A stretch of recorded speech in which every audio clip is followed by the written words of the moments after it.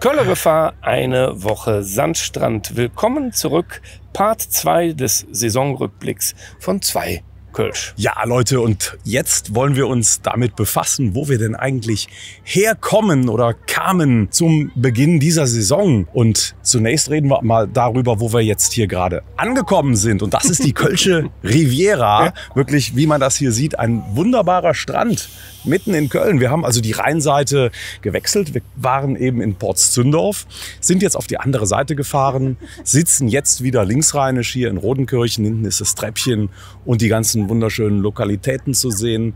Die Rodenkirchener Brücke im Hintergrund und ein Strandgefühl, wie es kein Teneriffa dieser Welt zu bieten hätte, würde ich sagen. Ja, zumindest nicht so schnell erreichbar. Also man sieht, Köller hat durchaus das eine oder andere zu bieten und sogar Urlaubsgefühl. Man glaubt es gar nicht. Ne? Ja. Aber bevor wir jetzt uns hier komplett in den Sonnenbrand reinquatschen, Leute, gucken wir wirklich mal zurück, würde ich sagen, und schauen mal, beziehungsweise wir hören doch mal rein, was haben wir eigentlich damals gesagt zu Steffen Baumgart? Was haben wir uns erwartet? Was haben wir gehofft? Ne? Ja. Denn wir kamen aus einer Katastrophensaison, wie wir wissen. So, und was war unsere Hoffnung? Nachdem er verpflichtet war schon. Ne? Genau. Hören wir mal kurz rein. Ja. So, was hältst du von Steffen Baumgart? Ja, also meine große Hoffnung ist, dass wir endlich einen Trainer kriegen, der sich nicht verbiegen lässt. Der mit einem wirklich eigenen Konzept auch ankommt. Ja. Und das erwarte ich von Steffen Baumgart, dass er den Herren schon auch ganz klar zeigt, dass er am Ende irgendwo der Chef im Ring ist. Ne? Also das traue ich dem Steffen Baumgart zu. Also du hast es ja wirklich genau gesagt. Ne? Wir wünschen uns einen Trainer, der sich nicht verbiegen lässt. Ja? Und wenn man irgendetwas über Steffen Baumgart sagen kann, dann, dass der sich absolut nicht verbiegen lässt. Ne? Er sagt einen Haufen Kram, wo man manchmal auch denkt, vielleicht war es zu viel, vielleicht hat er es nicht gemacht. Aber da der selber allen anderen Leuten gegenüber das auch einräumt, dass sie mal über die Stränge schlagen können, dass sie auch mal ein bisschen überpacen können oder so, nimmt man ihm nichts übel und hat einfach das Gefühl, er hat eine neue Kultur des Miteinanders, der Fehlerkultur eingeführt. Es ist ein ganz anderer Teamgeist. Definitiv. Ja. Und auch eine andere Streitkultur, wenn man so will. Genau, ne? Denn er kritisiert ja auch Leute. Und er sagt ja auch, dass man ihm in gewissen Themen nicht reinreden sollte, dass er da der Fachmann sei. Aber er macht das eben auf eine andere Art und Weise, als es zum Beispiel damals Horst Held gemacht hat, ne? Der die Pressevertreter in der Pressekonferenz mehr oder weniger zu Deppen abqualifiziert hat. Und das macht Steffen Baumgart auf seine ganz bestimmte Art und Weise. Und es ist ihm, wie ich es wirklich noch nie erlebt habe, gelungen, einen Teamgeist zu entwickeln durch diese neue Fehlerkultur, durch diese Streitkultur, durch dieses Miteinander. Das ist absoluter Wahnsinn. Und die Mannschaft zahlt es uns mit diesen Leistungen zurück. Und ich glaube, natürlich, jeder schwärmt von Steffen Baumgart, aber es ist auch absolut berechtigt. Der Mann hat uns wirklich an ein ganz neues Level geführt, was Qualität im Kontext, Vertrauen, Mannschaftsgeist und so weiter anbelangt. Ja. Und lustigerweise, du hast ja gesagt, er kann viel erreichen, er kann viel bewegen und das ist passiert. Was du gerade schilderst, meiner Ansicht nach, zeigt aber, dass es eben kein Zufall ist, sondern dass es ganz viel strategisch ist, dass es ganz viel mit einer charakterlichen Struktur zu tun hat. Ja.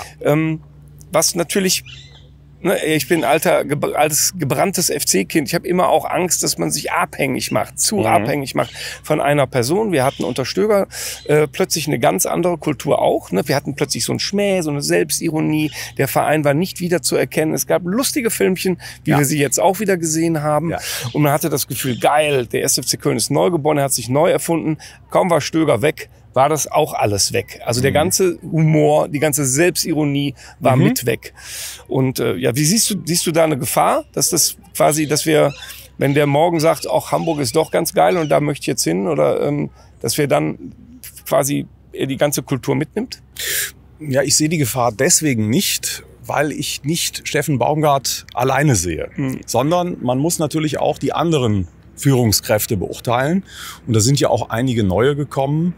Und ich glaube einfach, dass dieses Team, das sich da gerade herauskristallisiert, das jetzt auch neu kreiert wurde, dass das sich auch gegenseitig stützen wird. Also ich glaube, wir werden nicht wieder an einen Punkt kommen, dass Einzelne zu stark werden, weil ich glaube, dass wir gerade ein Fundament gebaut haben, das nicht nur aus Steffen Baumgart besteht, sondern aus ganz vielen einzelnen Teilnehmern an diesem Netzwerk, die aber an einem Strang ziehen. Und da wird, ich glaube, es wird nicht mehr gegeneinander gearbeitet werden zukünftig. Ja. Das ist genau das Lustige. Entschuldigung, wenn ich da rein, weil ich finde das so mega lustig, dass von den Leuten, die sozusagen das alte Führungspersonal, streitet sich jetzt darum, wer hat Steffen Baumgart eigentlich geholt? Und jede Woche kommt ein Neuer um die Ecke und sagt, guck mal, so clever habe ich Steffen Baumgart zum FC gelotst. Ja. Wahnsinn. Und das, was man wirklich daraus lernen kann, ist, dass jemand, der das nur für sich beansprucht, ja eben genau diesen Teamgedanken, den du schilderst, nicht hat. Denn so eine Verpflichtung ist doch nach allem, was ich über Fußball weiß,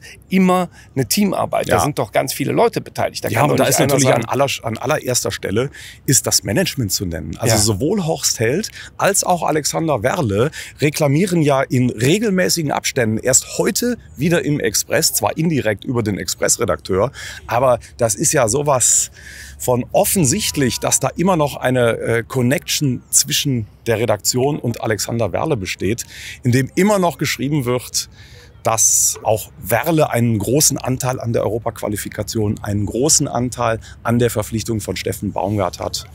Und also wer sich da alles wirklich diese Lorbeeren an den Hut stecken möchte, das ist hanebüchen und absurd. Also wenn ich Friedhelm Funkel bei Losmar Schwade in jeder Sendung reproduziert er wieder diese These, dass er da auch dran beteiligt gewesen sei, dass er in Gesprächen für Baumgart gestimmt hätte. Und diese ganzen Leute, die das jetzt für sich in Anspruch nehmen, das sind eigentlich die schlechtesten Teamplayer, weil diejenigen, die wirklich am Anfang initial Steffen Baumgart irgendwo identifiziert und lokalisiert haben, sprich ein Scouting, sprich ein Kompetenzteam, sprich Leute, die dem Management zugearbeitet haben, die werden einfach unter den Tisch fallen gelassen und die Geschäftsführer wollen die vollen Lorbeeren für sich einstreichen. Genau, ich glaube, das ist tatsächlich das Thema. Also es geht überhaupt nicht darum, ob Horst Held einen Anteil daran hat oder nicht, hat er. Überhaupt gar keinen. Also alle, die da mitgearbeitet haben, haben da einen Anteil dran.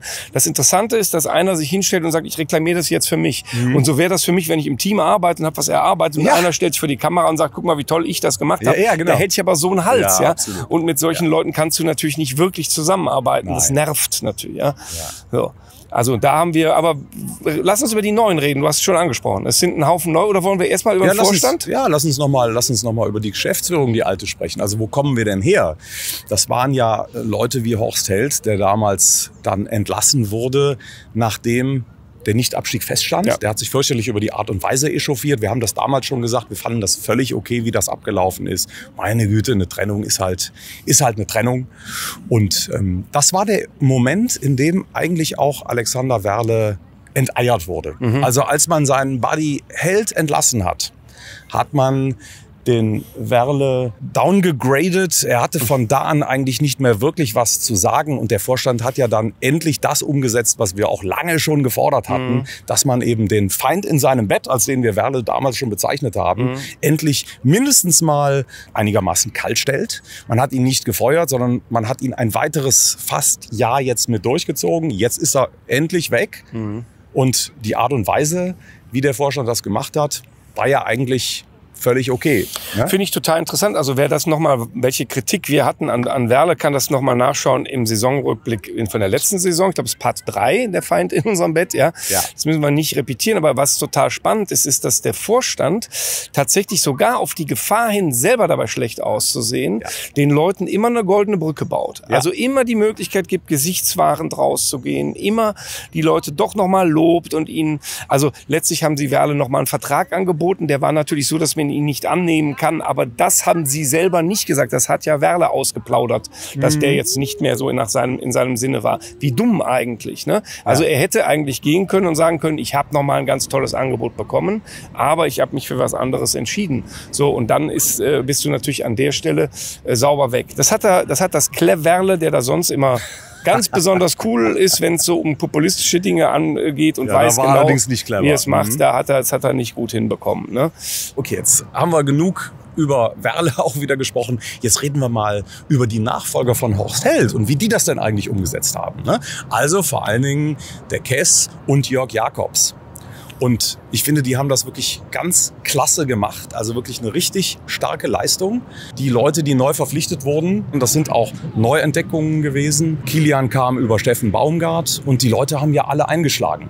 Auch da wird es so sein, das können wir nicht genau beurteilen, dass das involviert war oder so. Also es geht einfach immer nur darum, dass nicht einer es alleine für sich beansprucht. Es ist halt eine Teamleistung. Ja. So, und so dieses neue Team tatsächlich macht den Eindruck, dass sie, ich möchte mal sagen, relativ geräuschlos gut miteinander arbeiten.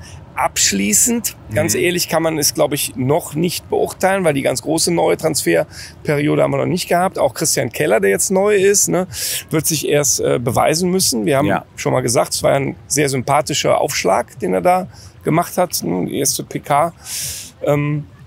Aber ja, jetzt müssen wir warten, so, auf jeden Fall hat der Vorstand neue Leute installiert, insgesamt 3 Geschäftsführer. Sie haben lange gebraucht, der Vorstand. Also wir haben das ja auch kritisiert, 2 Jahre lang. Dann hat man endlich Nägel mit Köpfen gemacht. Ja. Und die Leute jetzt, also just gestern ist er veröffentlicht worden. Ne? Wie heißt der Marketingmann nochmal? Wir haben einen neuen Jack. Der Reject, ne? Wenn ich das richtig ausspreche. Ich hoffe, der heißt jetzt nicht Reject oder Reject. Was wäre ja? Reject. Das wollen wir auch nicht hoffen. Ja. War mal Marketingchef bei Dortmund, hab ich gelesen. Ne? Hat da einen Claim eingeführt, ähnlich wie wir einen haben. Da können wir direkt schon mal Grüße hinschicken. Machen wir hier nicht, bitte weg mit dem Scheiß spürbar anders. Ne? Wir warten auf jemanden, der das endlich abschafft und nicht, der da irgend so was Neues macht. Ne? Wir brauchen das nicht. Aber naja gut, das wird sich auch zeigen, ne? was da kommt. Hier hinten kommt der Ballermann. Ne? Ja, das ist jetzt, Leute, das ist eine Riviera. Ja. Kölsche Riviera. Ja. Gibt noch ein paar neue, ne? Also Tür auf, ne? Also tatsächlich ist es so, wir sind ein Jahr weiter, aber bei vielen Personalien ist eben überhaupt noch nicht klar, in welche Richtung das geht. Ja. Wir sind glücklich, ne, über den gegangenen Finanzgeschäftsführer und können zum neuen Finanzgeschäftsführer nichts sagen, außer dass der Vorstand ganz klar gesagt hat, wir stehen zu 50+1 und dieses Investorengelaber ist am Ende jetzt, ist vorbei. Ja. So, damit können sich die Stuttgarter jetzt rumschlagen. Ne? Bin mal gespannt, wann die merken, welches Ei sie sich da ins Nest gelegt haben. Aber das können wir ja in Ruhe aus dem Lehnstuhl heraus zu tun.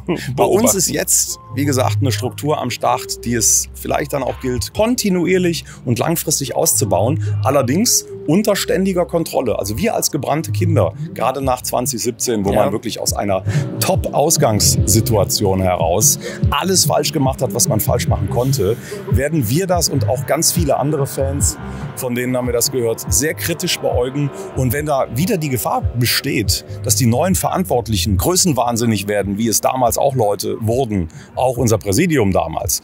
Nehmen wir mal an, es geht jetzt nächste Saison genauso erfolgreich weiter und wir halten weiterhin einstellige Tabellenplätze oder haben weiterhin Europa in Aussicht und die Herrschaften meinen dann abdrehen zu müssen und wieder chinesische Märkte für den ersten FC Köln erschließen zu müssen. Dann gibt es, glaube ich, genug Leute, die die Patschehändchen heben werden und da ihr Veto einlegen werden. Da bin ich ganz sicher.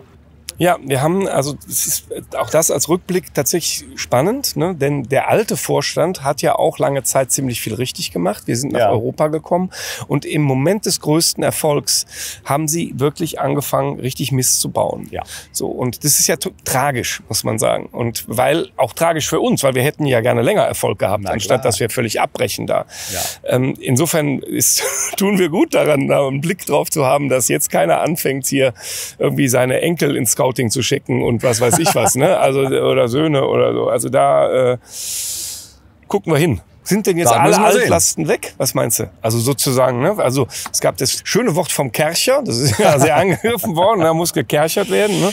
Aber ist jetzt gekerchert? Naja, also es ist auf jeden Fall stark gekerchert worden, auf jeden Fall. Aber es gibt auch Stimmen, die sagen, es sind immer noch ein paar Rudimente übrig geblieben. Kann man das sagen, Rudimente? Ich kenne Rudi Völler. Und Alimente. Nee, Alimente. Ja, das werden die neuen Verantwortlichen, das werden die schon selber merken. Ob es noch was zu tun gibt, ja oder nein. Was war das? No, da ist einer, hat sich geärgert und ist explodiert wahrscheinlich. Ja. Also das heißt, die große Frage ist jetzt, was ist eigentlich das, dieser neue 1. FC Köln? Ich würde sagen, die beantworten wir dann am nächsten Sandstrand. Ja, fahren wir noch einen Sandstrand. Ja, wir finden noch einen. Ne? Okay, bis später, Leute.